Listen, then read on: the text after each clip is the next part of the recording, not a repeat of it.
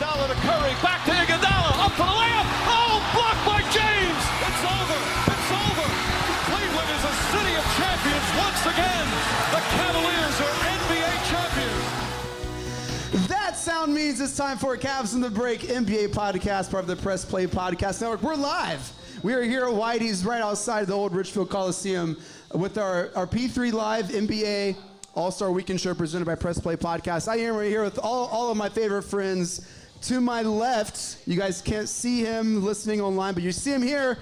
Kenny Roadman Rhoda. Kenny, what's up, man? How you doing? Happy All-Star Week, right? Yes. Cleveland, Ohio, for the third time in the history of the Cavaliers, Cleveland's hosting the All-Star game. So it's going to be a fun week. Love it, love it. Kenny hosts R&R with Michael Regai, and you can check that out. You guys doing a great job. Speaking of All-Star Week, go check it out. Our last one we did, Regai and Rhoda podcast. Mark Price was on with us. The only Cavalier not named LeBron James to be named NBA All-First Team. So Mark Price had some great stories about playing just wherever it was, up the road here at the old Richfield Coliseum. So on the Press Play Podcast Network, check out the R&R podcast. Love it, love it. Also with me to my right, fresh off the plane from California, Jeremy Powell. Jeremy, what's up, my man? What is up? Back from California, back from the Super Bowl, just in time for the All-Star game. Yeah. To do this All-Star panel with a bunch of All-Star podcast/sports guys. Jeremy is wearing a Super Bowl hat. He's got a Super Bowl polo, a Super Bowl underwear on. So I think he's all good to go, man. He's all good. Can't wait to hear some stories. Also with us, we have Sam Amico. Sam is our Cavs insider. Also, he started Amico Hoops, which is now Hoops Central, right? Hoops Wire? Hoops Wire. Hoops yeah. Wire. We've only been doing this for about 5 months. Yeah, that's all. Don't give him the mic. Yeah. Yeah, it's exciting to be here. You know, I mean, Chase, you and I kind of did the Cavs on the break by ourselves. It was just us, for yeah. a while. Yeah. And now look we at found us. some friends. We have found some friends finally. it's great. He's an author, too, Sam Amico. We've got books of his, right? The Ultimate Basketball Trivia book. It So is true. Sam's big time. We have Thank some you, Kenny. giveaways, and Roadman, these are signed by the Sam Amico. Wow, and you So can there actually go. read it, too. Yeah, Very that'll nice, get you Sam. somewhere. Yeah, we got some giveaways to do a little bit later. Sam, good to see you, man. Great to see you as always. Also with us to round out the dais, we have one of the newest sports anchors at Fox Channel 8, John Sable. John is 6'4", by the way, in case no one could tell. John is in the All-Star game this weekend. You know, they're going to recruit me, and, you know, we'll do some things. So, yeah, it's great to be here, great to be back, and, yeah, let's talk some Cavs hoops. One of the things what we I do best. Yeah, one of the things I love about what we do is this is the first time I've actually got to meet Kenny and you, John. So I know you and I have been talking on the phone and on Zoom for like 9 months. Yeah, I 9 feel like months. we've known each other forever, but we've never actually met because I lived in Florida for so long. Roadman was a summer of 19. Yeah, that's you right. and D-Man did Next Man Up. Yep. I was in Indiana when that all started, and Then Columbus. You're still in Columbus now? Or No, where are you now? I was in Columbus then, but I was in Indiana at that's the right. time we. Gotcha. That was birth. So Yeah. It's nice to have us all here together. Like I said, first live show. Shouts to Whitey's here, who just so generous in their hosting. Make sure you guys get food, get some drinks, tip your waiter, and they're just very, very generous. A really, really cool history that actually, John, you and Sam recorded an episode here in November and have a pretty cool story. You want to share a little bit about kind of how we got to hosting the show here and what started that? Sure. I was in town for Thanksgiving, and Sam and I, Chase and I usually switch off every other week to record this podcast with Sam. And so it was my turn. I was in town for a few days for Thanksgiving. And I thought, you know what, Sam, you live near here in Medina, and my parents, when I was staying with, live over in Hudson. And I thought, well, why don't we go to Whitey's? Because this place, you know, the younger kids don't know how historic this restaurant is. You know, back in the day when the Coliseum, of course, I had to rep my Coliseum T-shirt. When it was right down the road when the Cavs played there, you know, the players would come in here, the coaches would come in here after practice, after games. You know, all the other big name players, Jordan Bird, all those guys would come in here at some point in time. Is that from that era? It looks a little tight. I mean, I don't know. You know, I feel like that might be a little intentional. well, I did do a push-up contest on the morning show yesterday with my brother. But And no. you're still swole. So, It is a schmedium. So, Very good, yes. It's actually, I think, from either GV Art or Clee Clothing, one of the two. Yeah, I always both get those of two. which who have sponsored our network. They're So good people too. But yeah, so Sam and I were like, hey, we're gonna come here. A lot of Cavs cool memorabilia on the walls. If you guys walk out there in the bar, there's a lot of cool stuff from the old days. And we just sat there, talked Cavs at the time, and man, it was a great conversation. But then afterwards, there is a story that I heard from reading an article years and years ago that I needed to get confirmed. And we got it confirmed from, I believe, John, the owner, came out and told us this. There is a pair of shoes that are nailed to the wall. Sam, do you remember this? I do. George Karl. And George Karl, former Cavaliers head coach, would always come in here and eat the chili. And the story goes, one day he came in here and he put his shoes that he was wearing on the bar and said, guess what? I'm not going to be needing these anymore. And I got good news and I got bad news. Bad news is the Cavs just fired me. The good news is I just got a job with the Golden State Warriors making more money than I ever made with the Cavs. So I won't be needing these shoes anymore. So John, I think it was his dad who did it at the time, took the shoes, had George Karl sign the shoes, and then stapled or nailed them to the wall in the bar there. And then George that day left, and I think it was snowing out, in his socks to his car and got on a plane for California. And those shoes have been on the wall ever since. Wow. That's great. Well, and I remember one story, gosh, it would have been 1993, and Jeff Phelps, who I co-hosted Cavs in the Paint with from 2014 to 2018. We were friends back then. But we walked in, and the Cavs had just moved on from Lenny Wilkens at that time as coach. And Jeff and I just came here out of the blue to eat. Let's go to Whitey's.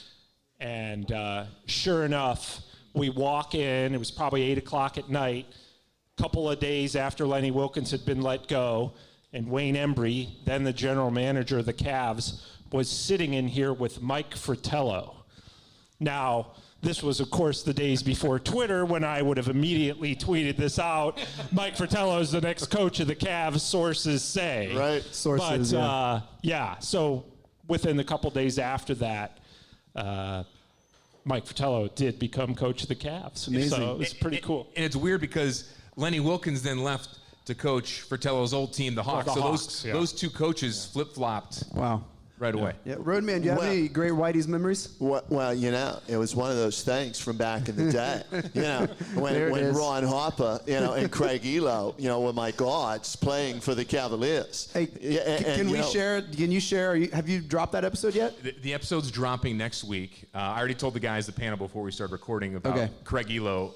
My brother and I got Craig Elo on our podcast. Yeah. My brother Scott, and everybody that knows him, is a morning meteorologist at Fox 8.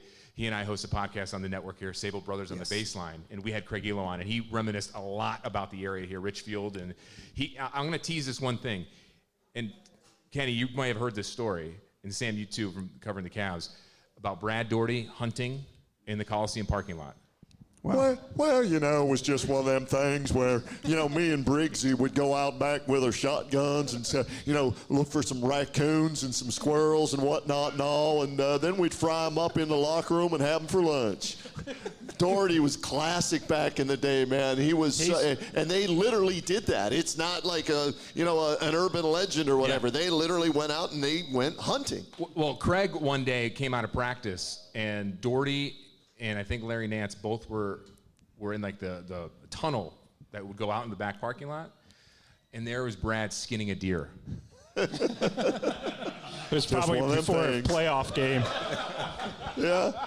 I'll tell you, Brad Daugherty is the guy who's going to share more great Cavaliers stories than anybody from back in the day, including one where they were in a team meeting, and I won't go into great detail. Just know that Mel Turpin, who was Brad Daugherty's backup center at the time, real big guy, 6'11", had Ron Harper in a headlock during a team meeting because Ron Harper was making fun of him. And I mentioned that to Mark Price, and Mark just shook his head and he said, Brad loves telling that story. And then he said, you know what? Brad tells all kinds of stories that probably the Cavs don't want out there, but that's what makes him so great.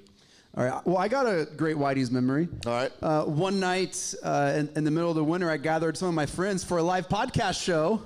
right here, and this is what we're doing. It's great. Who are your friends? Yeah, there it A is. handful. Yep. No, and also, do you guys notice Jeremy's birthday right now? What? Today, right now? Yes, this guy right here. Happy birthday. Mr. Big Shot. Thank you. 41 years old today. My family's all here. They got cake later. There you go. Wow. Excellent. It's nice of them to show up for your birthday. Yeah, Jeremy, thank you for sharing your day with us. Let's talk about the Cavs, because this is Cavs on the break, and we are at the All-Star break. This is Cavs at the break. They were playing incredibly well. They were about a game and a half back at first, and they've dropped the last two games. Let's kind of take note where they're at right now. And let's kind of start here. And Jeremy kind of took my first note pre-show.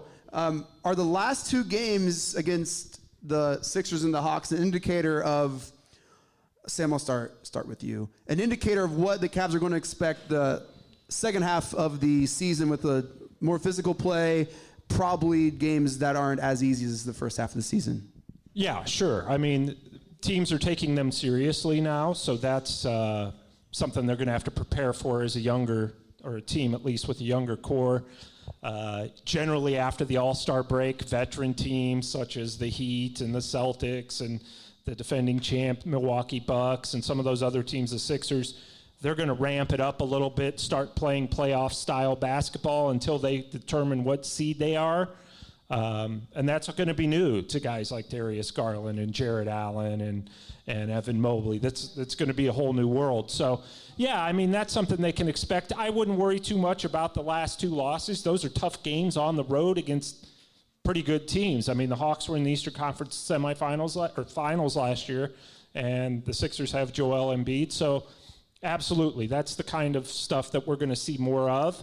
And they're really going to have their metal tested now, because they're not everybody's little pleasant surprise anymore. They are a team to be reckoned with as far as their opponents are concerned. Roadman, does that concern you, what we watched the last two games and how they couldn't win and struggled? I mean, on the road, but are you concerned at all?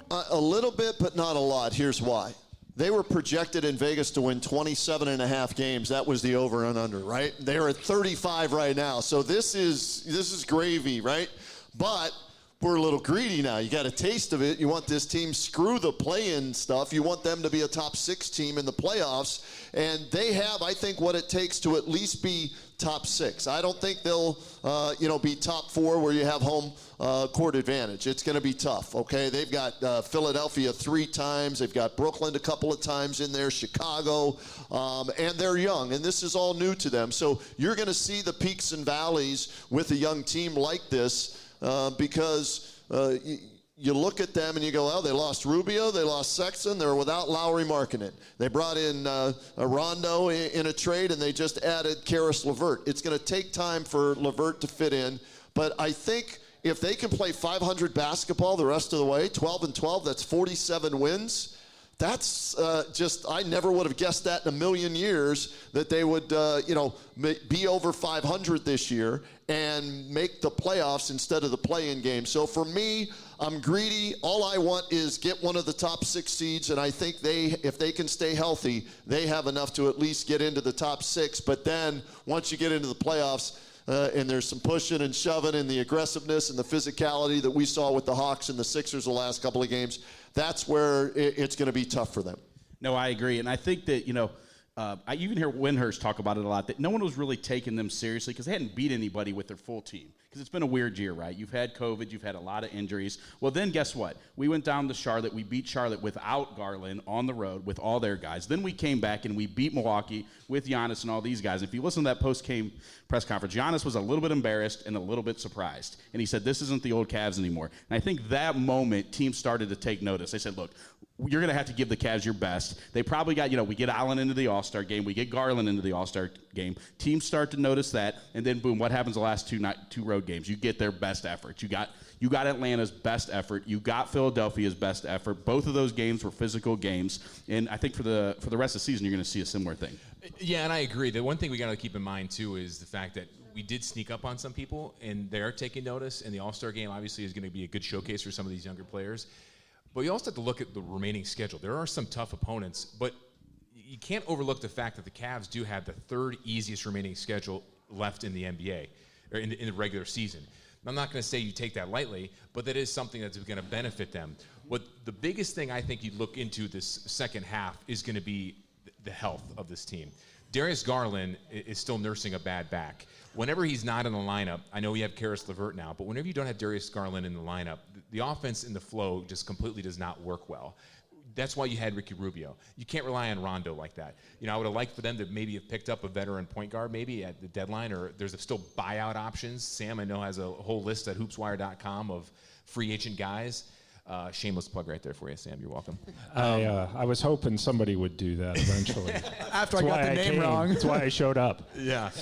Well, it's not in front of me on my computer to read the things, so I'm probably going to mess up a lot tonight. It's all right. But the other thing, too, I think the last 2 games that they lost, they were kind of going through the motions a little bit. They were gassed. They were tired. All-Star break, too, in Cleveland, they're right? They're going to have 9 days off. And, Yep. here's the other thing.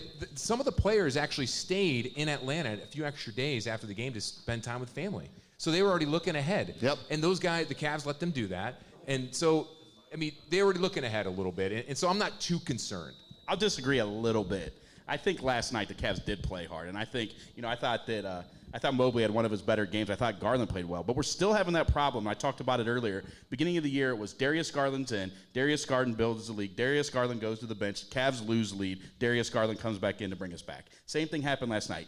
Darius Garland got us out early. Darius Garland got us out in the third quarter. We're hoping that Karis LeVert fixes that. That Karis LeVert is the guy, when we put Garland on the bench, Karis LeVert is the guy that can be the offense to carry the team at that point. So we're still having that problem a little bit, I think. I don't think they looked ahead. I think they were playing hard in that game last night. I think they just got beat. But I think at times that back-to-back last week in Indiana and Philadelphia, they were gassed and tired. So maybe not – I don't want to say they're going through the motions, but when you're doing a tough road-to-road back-to-back like that against a team that you had to come back 18 points down to beat Indiana, then you got to fly over in the middle of the night to go to Philadelphia and then play a Sixers team that's on the rise again now with probably the MVP and Joel Embiid dropping 40 on them.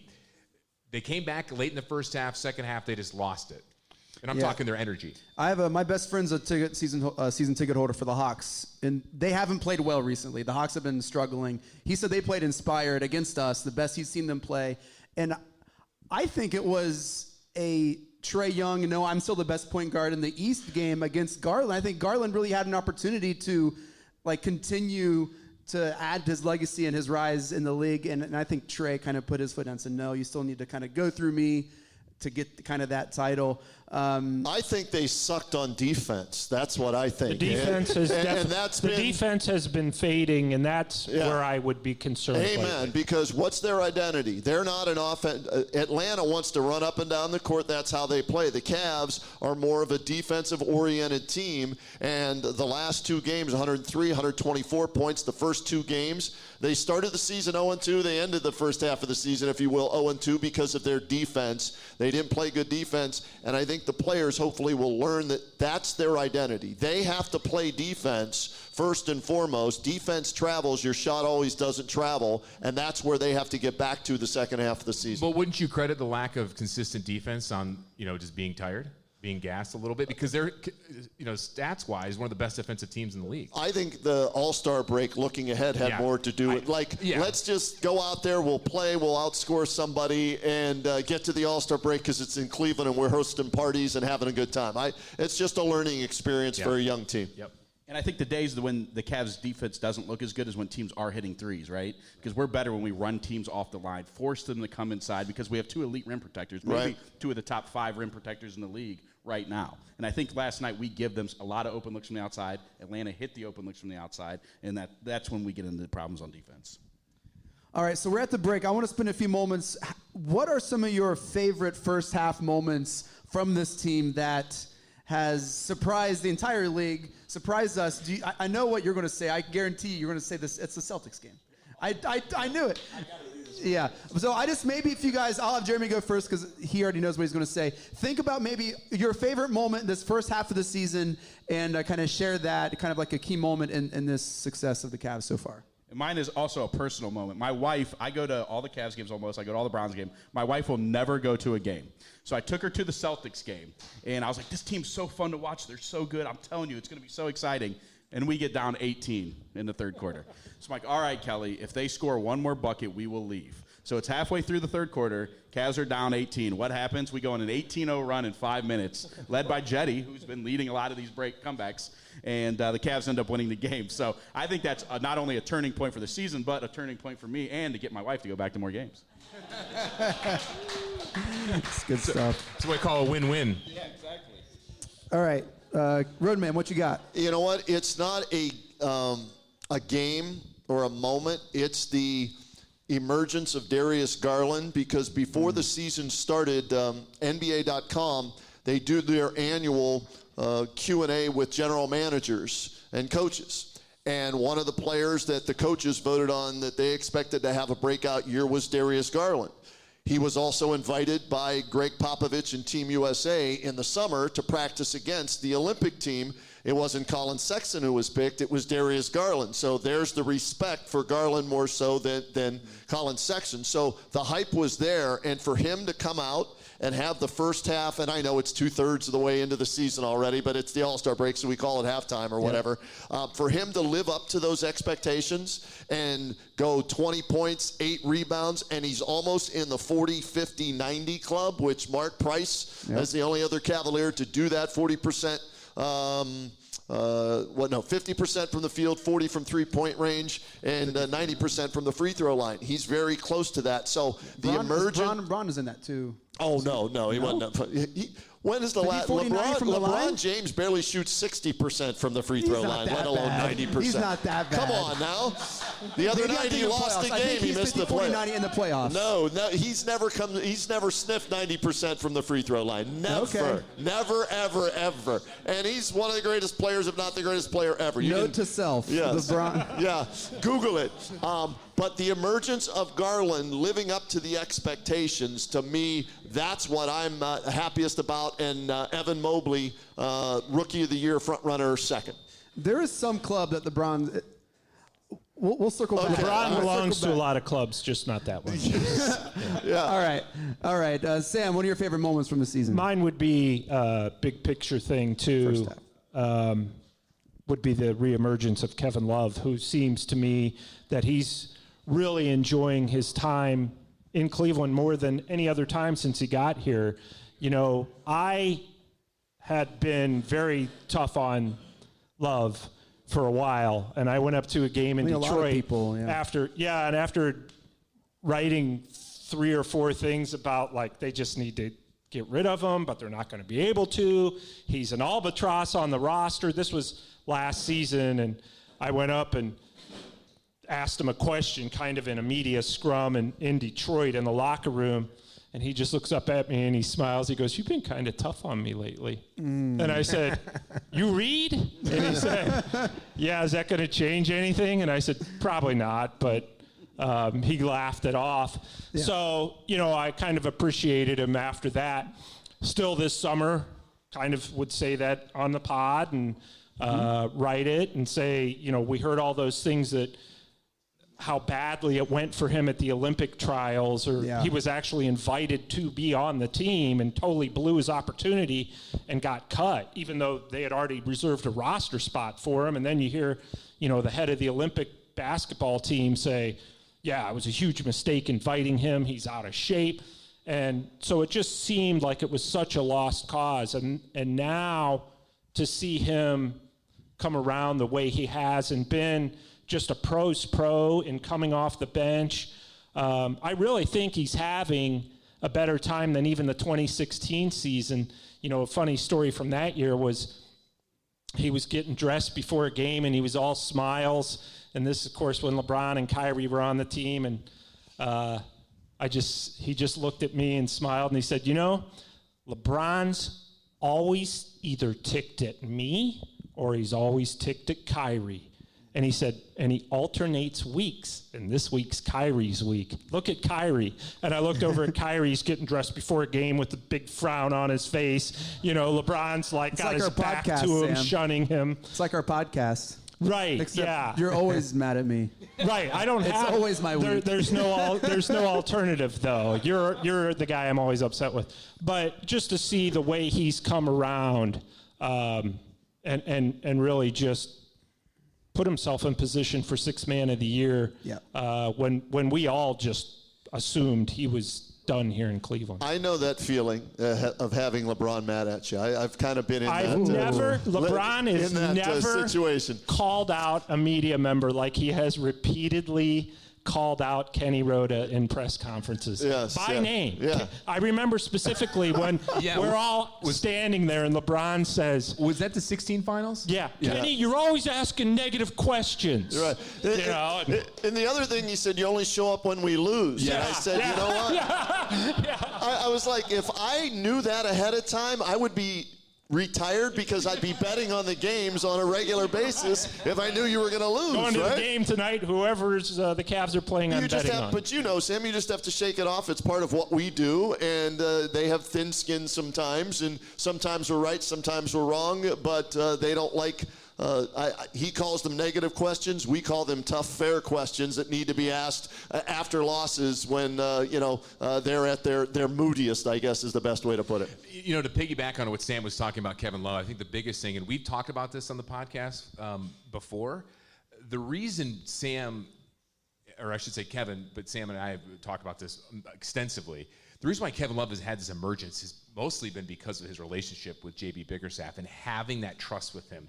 You know, those two go way back from their Minnesota days, especially with, you know, his dad, Bernie Bickerstaff, as well, who's an advisor for the Cavaliers. So, you know, having that trust in him has gotten the best out of Kevin Love, because if you put a different coach on this team, you're not going to get that kind of Kevin Love. You're just not, and that cannot be forgotten at all with this. And he's bought into his role. And he's really emerged and will probably and should be the Sixth Man of the Year. Now, to answer your question, my favorite moment. Hold up, Sam. Hold your mic straight up. You're getting feedback. There we go. There, thanks. It's my muscular leg. I agree about the emergence of Garland and the reemergence of Love. I think it's Evan Mobley showing what he is capable of being. So many scouts, so many assistant coaches, so many analysts compare him to either a Chris Bosh or a Kevin Durant. The guy, he's got to put some muscle on him at some point. He's got to develop a nice mid-range jumper, which has been there at some times. Got to be consistent. But to see where the Cavs drafted and getting him third overall, and seeing his game, not being backed down or intimidated, he has taken it, grabbed the game by the horns, so to speak, and has really flourished. That, I think, has been something that a lot of people may not have realized, seeing a rookie like that adapt so well. And in terms of games, I think the Indiana game a few weeks ago when they were down 20 points, they came back on that 19-0 run was just amazing. You know, I thought that was a really cool moment. The Cavalanche, right? Yeah, that was your Cavalanche right there. And Love had that great behind-the-back pass to Chetty hitting that three. So I think so far that was a cool game. Was that the Garland where he was, like, passed out? Yes, he didn't play that game, yeah. Mm-hmm. And the other thing, too, to your point about the relationship with Bickerstaff, this cannot be undersold. The relationship of Ricky Rubio and Kevin Love, too. I think the fact that they were on the bench as the second unit playing together to start this season before Rubio got hurt, because they played together in Minnesota. And I think Rubio had a lot to do with making Kevin Love accept that role along with the coaching of Bickerstaff. So that connection back in Minnesota, those three guys, all together, I think that was huge for Kevin Love. Great point, Kenny, because Ricky Rubio, when he found out he got traded to the Cavs during the Olympics, he was not excited about it. Right. You know, he had to buy in from talking to Kevin Love and talking to J.B. Bickerstaff, and he did, and unfortunately he got hurt, but you saw what happened, or you saw what he was able to do with this team, and, you know, the Cavs wouldn't be where they are right now without him. You know, and they haven't looked as good since he went down. They've still winning games. Yep. But there was times they were up 30 in the first half 4 or 5 times. The offense was humming. You didn't lose a beat when Garland went to the bench, and they still haven't found a way to kind of replace that offense yet. So, yeah, I think that's definitely an overlooked important factor this season is just Ricky Rubio. All right, we're going to take a quick break. When we come back, we're going to talk about the All-Star Weekend. We're going to talk about Team Braun and all the Cavs and what that's going to look like. We're going to share our all-time starting 5, all-time coach and 6th man. And then we're going to take a few questions from out here. But we got to read some things here. We're going to take a quick break, and we'll come back. So stick around. Oh, it's very kind, yeah. I want to take a few moments to tell you about one of our sponsors this evening, Mobile iRepair. Mobile iRepair is committed to mobile device repair and to serving you with quality and value. Their technicians are highly skilled and have years of experience in all types of device repair. Cell phones, iPads, and iPods, and even MacBooks and iMacs. But what really sets Mobile iRepair apart is their love for mobile devices and the care they give to yours. Whether it's their quick, quality-friendly service or the honesty and value they bring to every interaction, their customers love them and always leave satisfied, and you will too. Did we mention their technicians are top-notch? They've got the experience, tools, skills, and a desire to help because they love mobile devices. One order with Mobile iRepair, and you will see why no other shop is as quick, qualified, or convenient as they are. You can find their shop in Akron and Stowe, or visit them online at mobileirepair.com. You can find them on Facebook, facebook.com/mobileirepair.ak, and on Instagram at mobile_iRepair. Thank you to Mobile iRepair for partnering with us tonight. Woo! All right, we are back. We have some shouts and some congratulations in order. Shouts to Mrs. Kelly Powell and the cupcakes for Jeremy's birthday. Yeah, Kelly. Cupcakes for the whole room. Cupcake Kelly. That's what we're going to call you from now on. Thank you Cupcake so much. Kelly. Delicious. And hey, after I read our wonderful ad from our friends at Mobile iRepair, one of our patrons here, you might know him as Moonman, Mr. Steve, said that he has used Mobile iRepair 3 times and they've repaired his cell phones 3 different times. He loves them. Nice. So check out Mobile iRepair. You will not be disappointed. Good stuff. Shouts to Whitey's. Thank you all so much, Whitey's, for hosting us here. Good food, good drinks. It's all delicious. Make sure you guys are generous in your tips. I got shout-outs. The Johansson family made the journey out here to see us. Always Josh Paloa from Waiting for Next Year. He does the Buckeye post-game show with me. Heck yeah, what's up? On Facebook. He's out here, too, supporting us. So we appreciate those guys coming out to see us. Nice. Sam, anyone here for you? Just you. The Allens. Mark Allen. All right. And Jonathan. Yep. I got to say this, Mark, if you're going to listen. Mark Allen, look up here for 1 second. He's trying to weasel his way into another cupcake. Really is the reason that Sam Amico is on this network. Because me and Sam met at his 40th birthday party, and then so we talked about doing a podcast. We put he's Sam to blame. With Chase. So this panel may not be here right now if it wasn't for Mark Allen. So round of applause for Mark Allen. Mr. John, who you got here, bro? I got to give a little shout out to my parents, Dick and Jane Sable to my right. They came. Yeah. My buddy Will, who I've known since, I don't know, elementary school? Yep. And then his friend Chad, who I just met. So thank you guys for coming out. Yeah, thank you all for coming out. I got to say one more thing. There's a rumor that someone on this panel played a game with the Harlem Globetrotters, and we're supposed to ask for him to tell that story real quick. A little birdie told me this. It's not me. Yeah. The rumor is true.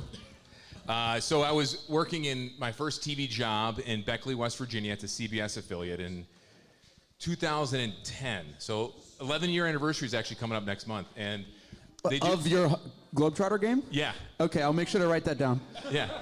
We'll do a whole pod about this. Oh, can't wait. Did we talk about this on the pod? I forget. We might No. have. We didn't? All right. I don't know. I mean, really. I know it Did my involves dad shorts. plant this story? It Of involves course he did. shorts. That's all I know. Of course my dad planted this story. All right. Long story short, they travel around, and what they do in some of those smaller markets is they ask some of the local media, hey, do you have a guy in your sports department that could play in this game? We'll give you a jersey, whatever. And so they asked me, and I was like, yeah, of course I'll do that. Yeah. So my mom, my dad, and I think my sister came. They drove down. It was like a 4-hour drive from Cleveland, and they told me, only thing they told me was, okay, so you're going to go in like the 4-minute mark of the first quarter, and we're going to give you the ball, shoot. And you have an opportunity, to score. And then if you miss, we're going to foul you on purpose to put you on the free throw line. And I'm like, okay, well, I'll do it. So the first time I got the ball, shot a 3, I bricked it. So then they fouled me. I went to the free throw line, I bricked it. And so I'm like, crap, I have to make this second one. I have to score a point. Well, so what had happened is my dad, if you can hear the guy shouting, the crazy guy in the booth. That's my dad. So what I was told was what they do to some of the local TV guys is if you guys watch the Harlem Globetrotters growing up, they like to play pranks. And so they said, they're going to pull your shorts down. they're going to depants you. And as like a joke. And I'm like, well, they can't do that. Like, that's like, there are little kids here. Yeah. So they didn't do that, but then I thought about it afterwards. I'm like, they would have to ask me ahead of time if they would probably do that. But they didn't do that. So I was like nervous the whole time. So then I made the second free throw, so I logged the point. Yep. And then I didn't play the rest of the game. Yeah. I rode the bench the whole time. I still have the jersey. I still have the shorts. It's because you wouldn't let him pull down your pants. Well, thank you all for being here. Sam, this is a family show. Yeah. My cousin and her husband came, Sonia and Mike, from an hour away. Don't remember. I mean, Youngstown, right? Yeah, I got it. Youngstown. Crazy story about them.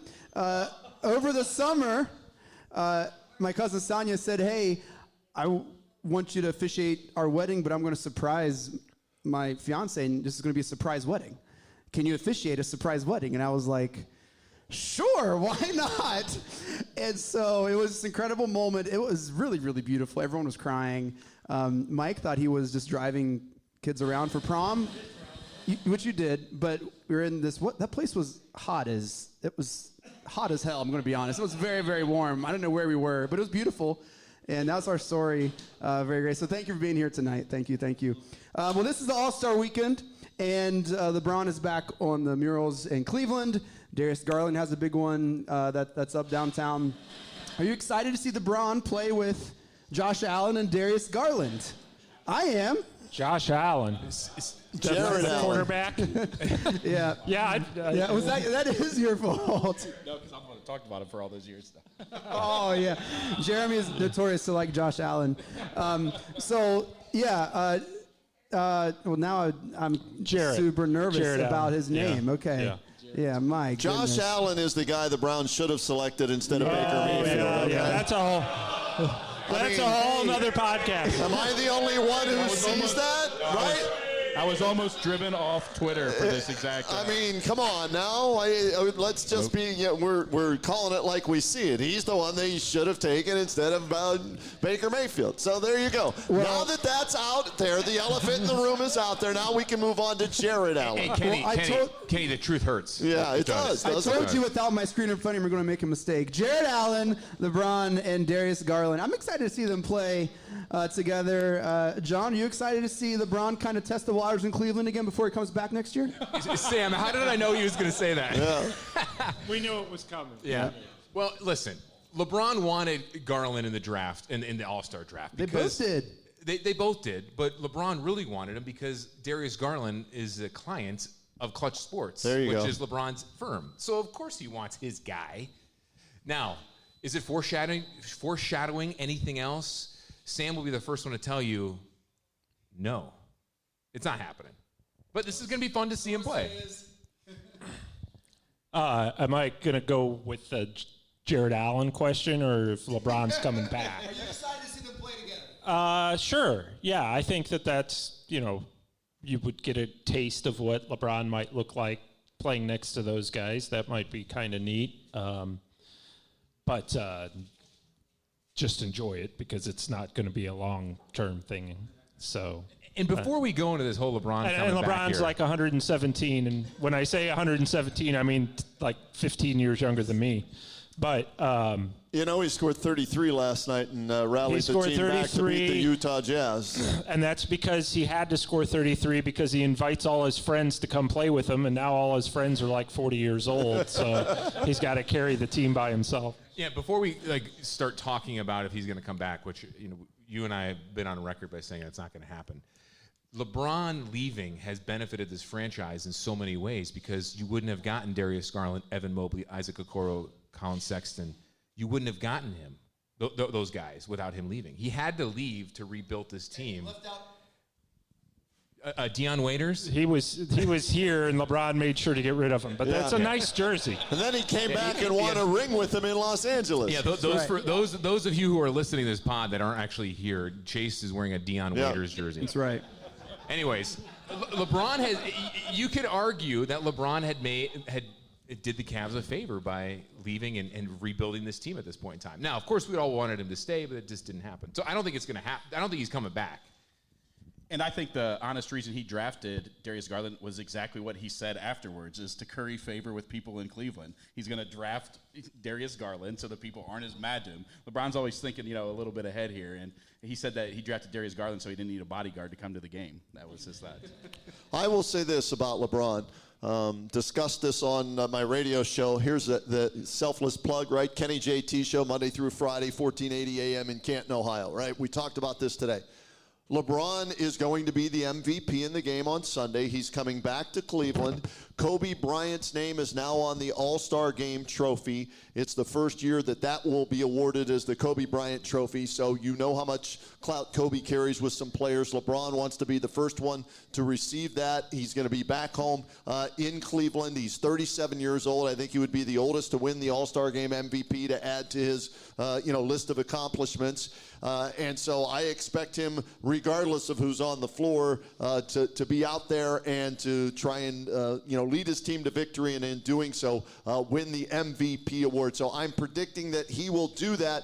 And before any of you think, well, why should I believe you? The final score of the Rams-Bengals game, we predicted on the show 23-20. The Rams take the under, take the Bengals with the points, and the Rams straight up. Good job by you. We're on a roll. I will buy you lottery tickets. Anybody that wants them tonight as well? Plus, we know LeBron's team's going to win because you're not going to the game. That's right. Yep. Yes. There you go. You know what list of accomplishments LeBron doesn't have? What's that? The 50-40-90 club. Yes. I had someone. See? Also, Joshua Pritchard, my good friend from college, is with us. He's back in the booth. I'd say he showed me an article at the break that said LeBron is on record saying if he wanted to be in that club, he would be. Yeah, no chance. A quote from LeBron. That's what he said in 2013. He's good at it. So maybe many that's things, what I read. Free throws, never. Now I know why LeBron thinks you're negative, Kenny. Yeah, okay.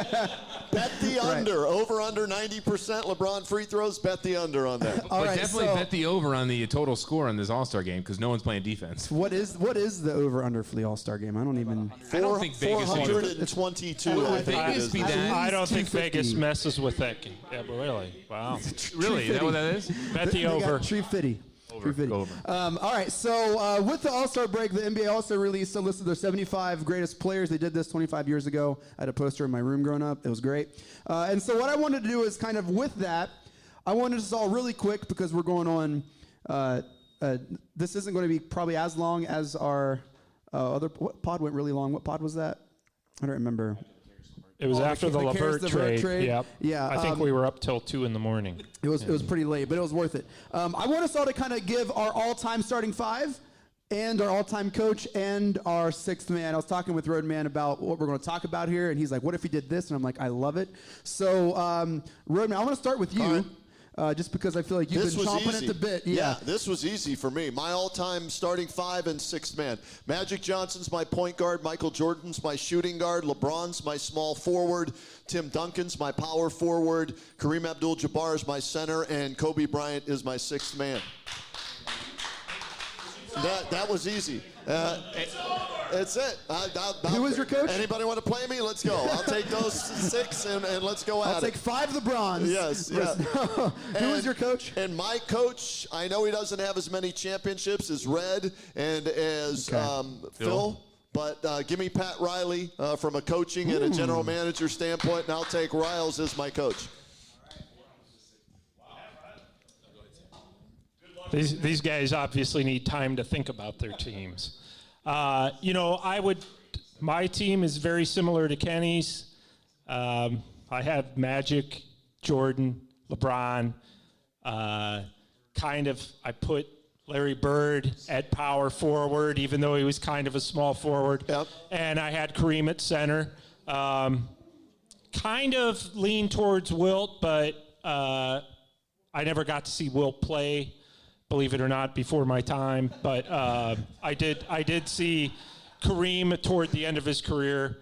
And my sixth man is really based more on the love of the player as opposed to probably the best guy would have been Dr. J. He was my first favorite player. Sure. When I noticed on the back of his basketball card that we have the same birthday, and I ran upstairs and told my dad, and from that point on, I was a huge fan. So he would be my sixth man.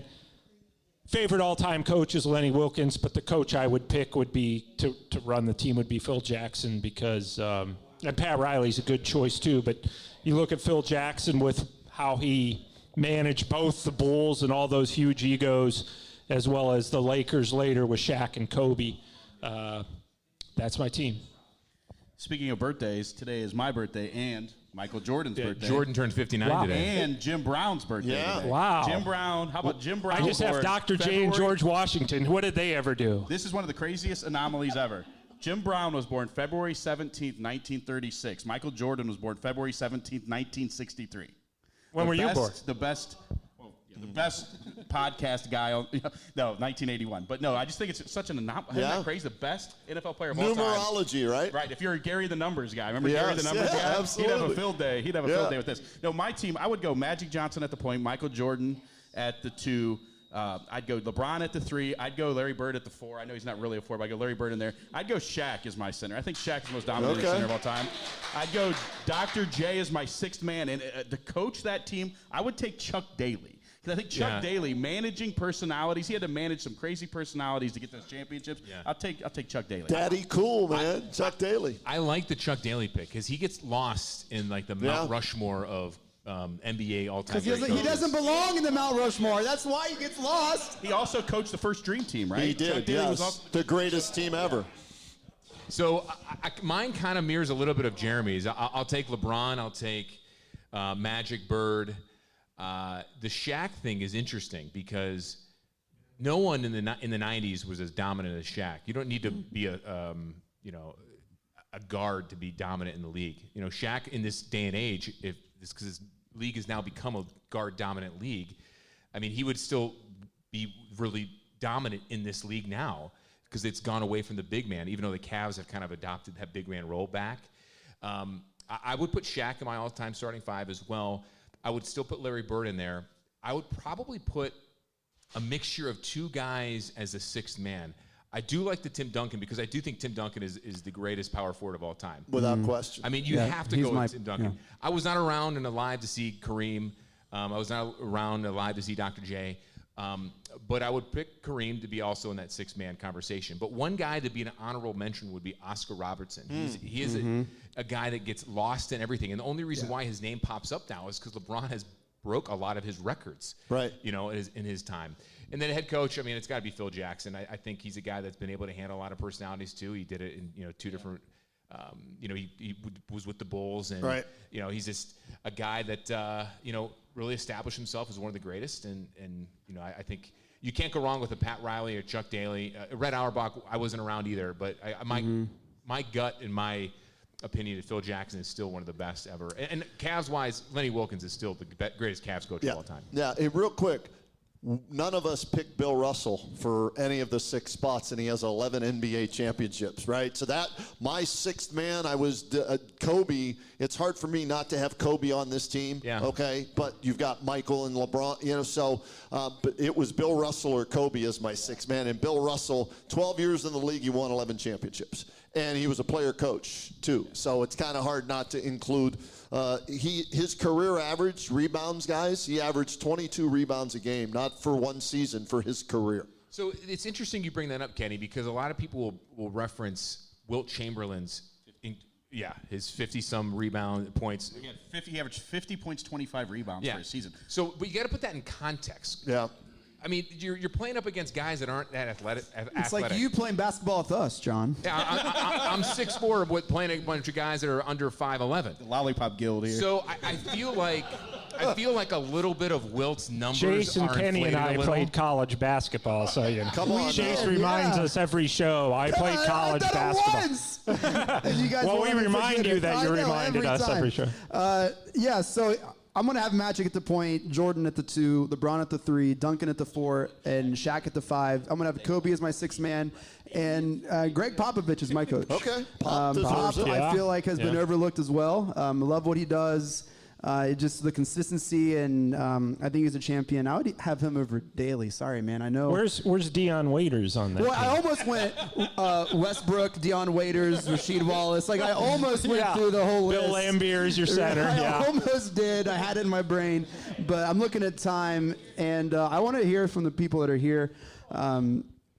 So, any other thoughts on the starting five or the all-time team? We pretty content. Real quickly is Akeem Olajuwon was vastly underrated as a center. Just great footwork, 7-footer, block shots, and he beat Shaq when Shaq was a young guy. Yeah, I interviewed Shaquille O'Neal like 10 years ago at a charity basketball outing in West Virginia, and I asked him who were the centers that created the most problems for you.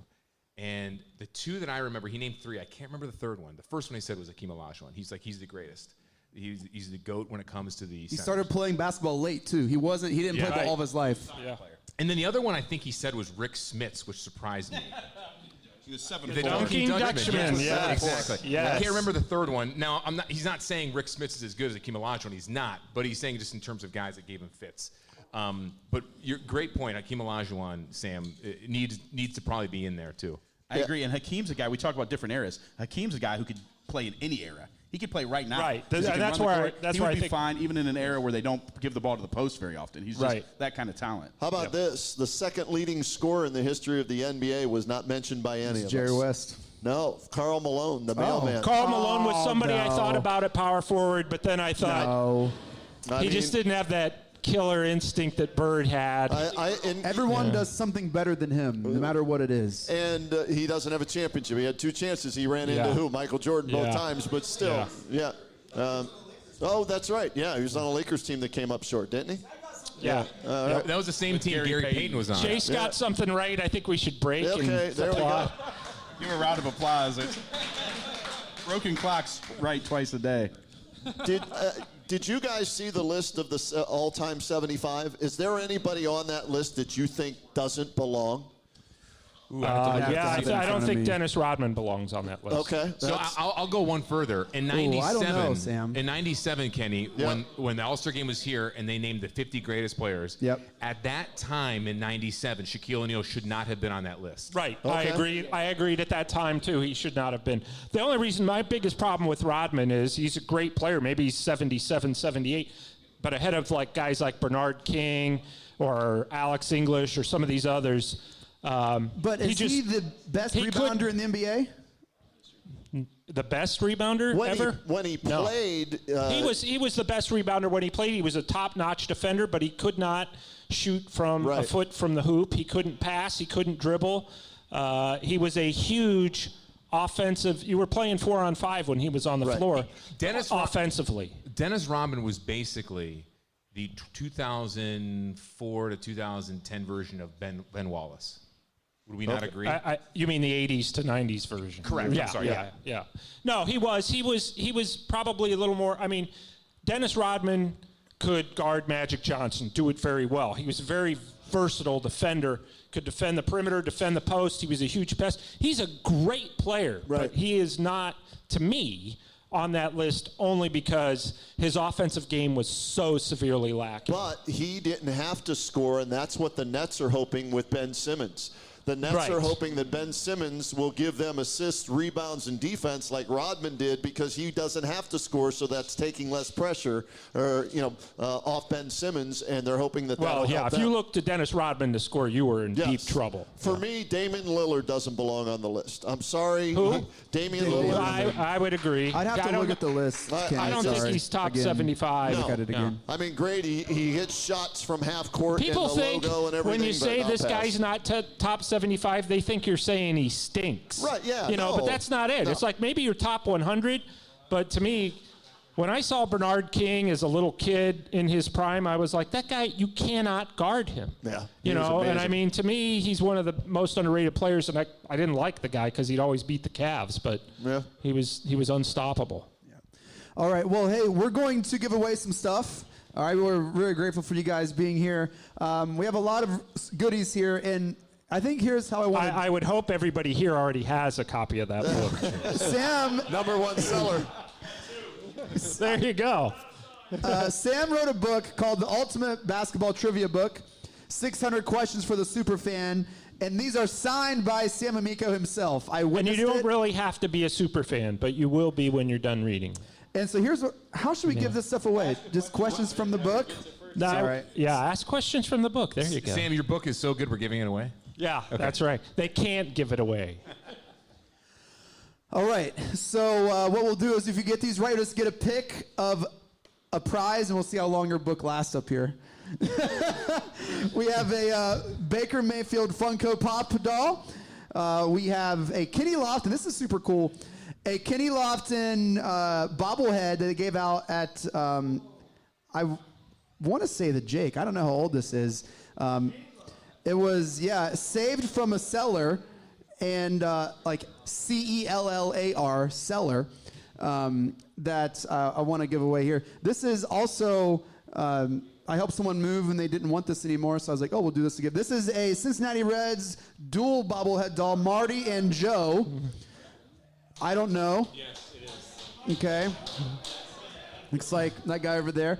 I can assure you Mark's not going to pick my book. We have Cleveland Browns training camp sunglasses official. We have some brown stickers. And we have,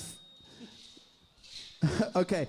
What are those? These are stickers promoting Shart.com. Listen, Shart.com is a t-shirt frame. Okay. And it's so beautiful. It's shirt art, or Shart for short. Okay. Shart. It's actually incredible stuff. No comment. I bought one and I loved it so much I bought 5 more. Cleveland is notorious for like a t-shirt culture, and if you're like me and have a ton of Cleveland shirts in the back of your drawer and you don't want to throw them away because they might mean something, get some Shart, Sam. I'm in. Get some I'm Shart. in. Hey, and here's the I'm deal. all about Shart. Shart.com. If you use promo code CHASE at checkout, you save $5. True story. Shart.com. Well, you're lost because it's awesome stuff. I'm going to tell you. There's also a couple brown stickers. So, hey, I'm going to ask you a If question. my book goes after Shart.com, I promise to never write another. All right. Wait, let's get a show of hands. How many people have sharted before? Anybody? Anybody show of hands? Huh? I mean, you're dead. Anybody? No? Yeah. Okay. All right, go ahead. All right. Sam, how do you want to do this? We'll just ask random questions. How about this? Yeah, Yeah. help me out here. Yeah, now pick a question and ask it, okay? Yeah. Yeah. Okay. I hope you guys don't expect me to know the answer. No. Yeah. If you tell me the question number, I'll turn to the page. Okay. So whoever shouts it out first. 62? I thought it was 15. I answers on page 62. All right, I'm turning there. 62. I don't know the answer to this, actually. All right. And I wrote the question. Yeah, very good. Who holds the record for the highest free throw percentage in their rookie season? And I'll give you some options.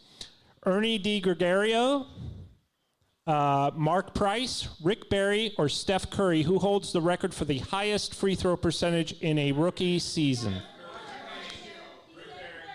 Who said? Who'd we say?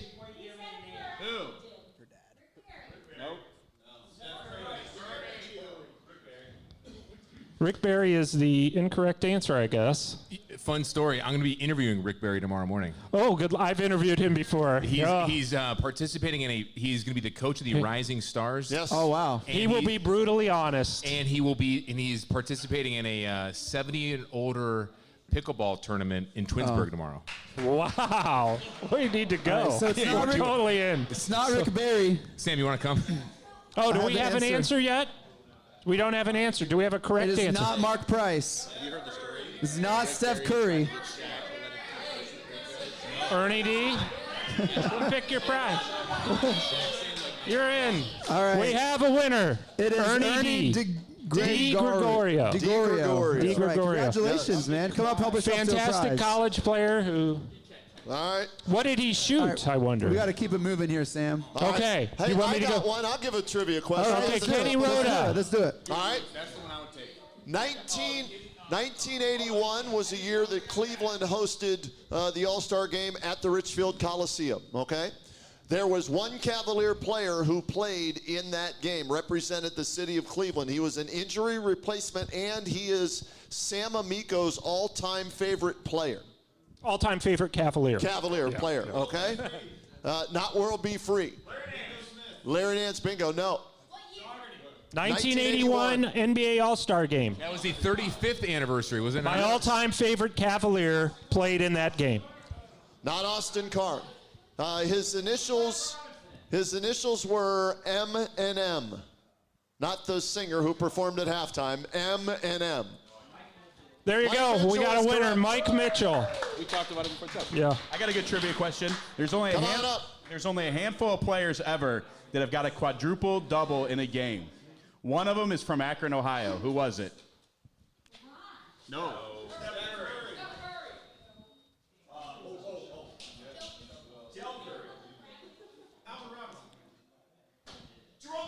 He knows. Dad, did you hear the question? There's only been a handful of quadruple doubles in the history of the NBA. One of the people that has it is from Akron. Who is it?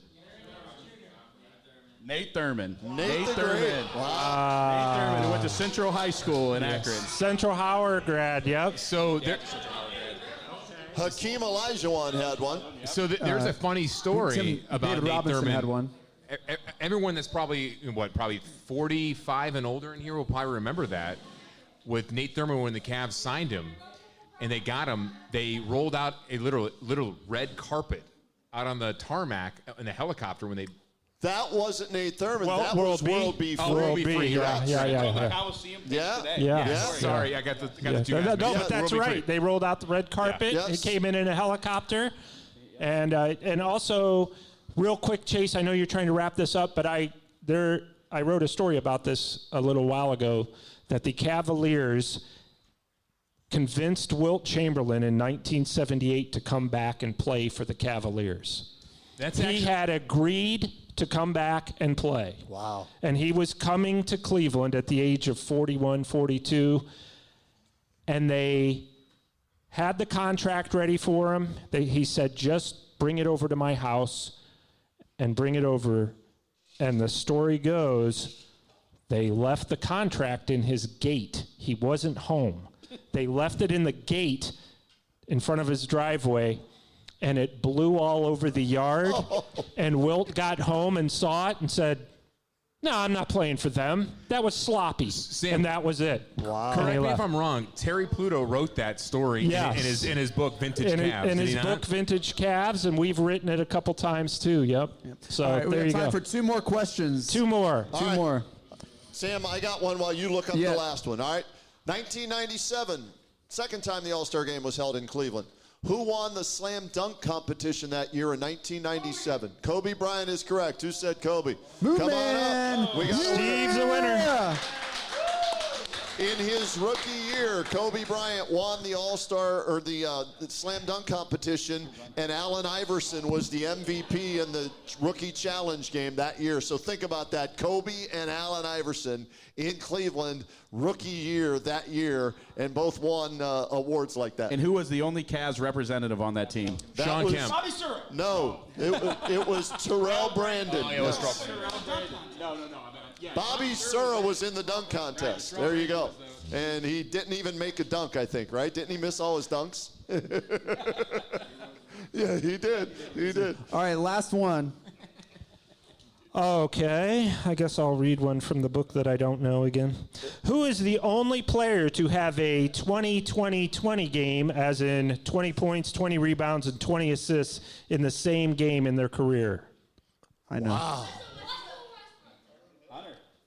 Well, did he? I don't know. just happened. This may have Like been last year, I This may think. have been before the book was released 3 years ago. Yeah, so Javier, I'd say you can get Russell something Westbrook's else. a winner. Russell Westbrook counts. Wilt Chamberlain would also have been a correct. There All you right. go. Yeah. Woo! They did. Well, because it just happened. I also. Here's another one. When is Rajon Rondo, Dr. J, George Washington, and Sam Amico's birthday? No one remembers. I hear it. You're coming close. Okay. February something. 22nd. Yeah. Chad. I don't know if that gives you a prize or not, but you know when to buy me a present. That does it for this very special episode of Cavs on the Break NBA podcast. Shouts to the Press Play Podcast Network for making this possible. Shouts to Whitey's for hosting. Give it up for Whitey! Thank you. Yeah! And if anybody wants this book, let me know. We'll leave it up here on the table for you. Shouts Try to not to fight over it. Mobile iRepair for sponsoring the show tonight. And thanks to Kenny, Jeremy, Sam, and John. Give it up for our people here on the dais. Yeah! Shouts to Joshua. Thank you so much. Do we all want to do the call out together, or does anyone know how we end every show? I do not. I do, because I've been on it for a few years now. Yeah. As do I, yeah. Okay. I don't think anybody likes doing it but me and you. I love doing it. I like to do it. Okay. Do you want to do it together? Sure. All right. Here we go. Mike Breen. I thought you were going to give me a countdown. Oh, I'm ready to do it now. Okay. I want to go home. I'm All right, done let's hanging go. out with Let's you. go. All right. Mike Breen, take us out. Congratulations, Cleveland. Your decades-long wait is finally over. The Cavaliers are NBA champions.